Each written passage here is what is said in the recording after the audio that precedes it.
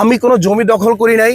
আমি জমি দখল করলে এই রোডের উপর দাঁড়াই আমি সংবাদ সম্মেলন করতে পারতাম না। আমরা কাপিকে এখান থেকে 6% জমি দিছি, আমরা 3টা রায় পাইছি। সর্ববৃহৎ সুপ্রিম কোর্ট থেকে আমরা রায় পাইছি। স্কুলের কোনো এখানে নাই, ওরা ছিল অনেক আগে। এই জায়গাটা হলো আমাদের বাপদাদার পৈতৃক সম্পত্তি। সেখান থেকে বাবাও নাই, কাউ নাই, সব গেছে। এখন পর্যন্ত কেস চূড়ান্ত ভাবে আমরা আইয়া তারপর কাপিরে 6% জায়গা এখান থেকে মাইফে দিছি, ওরে একটা দরজা করার জন্য। যেহেতু ওর জমি পিছনে, তার জন্য আমরা দিছি। কিন্তু স্কুল যে আগে ভোগ দখল করতে স্কুল, এখন রায় পাওয়ার মূলে মালিক আমরা।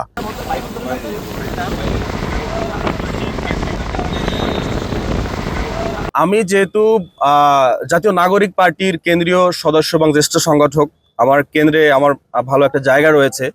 পুরো দেশের ইয়ং জেনারেশন এই পার্টিকে ওন করে ভালোবাসে এবং বিএনপির সিনিয়র নেতারাও এই পার্টির অনেক মানুষকে পছন্দ করে। সেই জায়গা থেকে আমার জন্য জাতীয় নাগরিক পার্টি এনসিপি যে বিতর্কিত হবে, এটা আমি কখনো চাইবো না।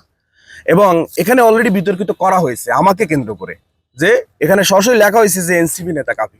তাহলে এটাকে আমি তীব্র নিন্দা প্রতিবাদ জানাই এবং একটা মিথ্যা বানোয়াট। এখানে একটা পার্সোনাল ইস্যু, এখানে তো আমার পার্টিকে টানার কোনো মানেই হয় না। শিয়া বাটার ও ভিটামিনে সমৃদ্ধ লিলি বিউটি সোপ, তারুণ্যময় উজ্জ্বল ত্বকের জন্য। এখন যেহেতু আমি পার্টির সাথে সম্পৃক্ত, সেই জন্য এখানে টানা হয়েছে। আমি মনে করি যে আমার পার্টিকে বিতর্কিত করা হয়েছে, এজন্য তীব্র নিন্দা ও প্রতিবাদ জানাই।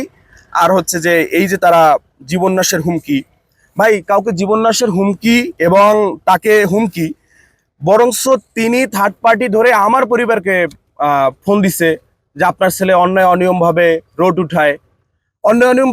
উঠায় জমির রায় যারা পাইছে তারা আমাকে অ্যাক্সেস দিচ্ছে। এখানে আমি অন্যায় অনিয়মটা করলাম কোথায়?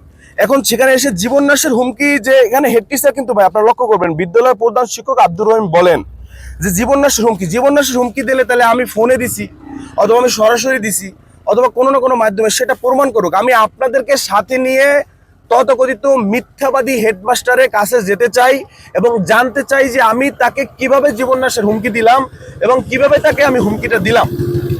আমি কোনো জমি দখল করি নাই। আমি জমি দখল করলে এই রোডের উপর দাঁড়াই আমি সংবাদ সম্মেলন করতে পারতাম না। আমি অত বড় কোনো পার্সন না, নেতা না, হেডামালা ব্যক্তি না, আমি কেউ না। আমার এই ছোট জীবনে অন্যায় অনিয়মের বিরুদ্ধে যুদ্ধ করে এই জায়গাটায় আসছি। এখানে আমি জমি কোনো দখল করি নাই। যারা রায় পাইছে সুপ্রিম কোর্ট সর্বশেষ থেকে, তারা আমাকে অ্যাক্সেস দিছে, তারা আমাকে মাইপা দিছে, তারপর আমি রোড উঠাইছি। এখানে আমি কোনো জমি দখল করি নাই।